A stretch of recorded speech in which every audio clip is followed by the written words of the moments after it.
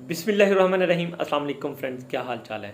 मैं हूं कैसन नदीम और आप देख रहे हैं अपना पसंदीदा यूट्यूब चैनल स्मार्ट कोरियन। एक दोस्त ने सवाल किया था, क्या हॉलीडे के दिन मतलब कि सैटरडे और संडे के दिन हम काम कर सकते हैं। तो बिल्कुल आप लोग सैटरडे और संडे के दिन काम कर सकते हो अगर आप लोगों की फैक्ट्री में ओवर टाइम है। और दूसरी बात, एक दोस्त ने सवाल किया था, क्या सैटरडे और संडे में अगर हमारी कंपनी में काम नहीं है तो हम किसी दूसरी कंपनी में जाके काम कर सकते हैं। तो ऐसा सीन बिल्कुल नहीं हो सकता। अगर आप लोग इस तरह से करते पकड़े जाते हो तो आप लोगों को वो डिपोर्ट भी कर सकते हैं, आपका वीज़ा भी कैंसिल हो सकता है, मतलब कि इसको फुल पाप कहते हैं। तो ऐसा चक्कर नहीं है, मतलब कि आप लोग अपनी फैक्ट्री में काम कर रहे हो, आप लोगों को छुट्टी है तो आप कहीं और दिहाड़ी लगाने चले जाओ।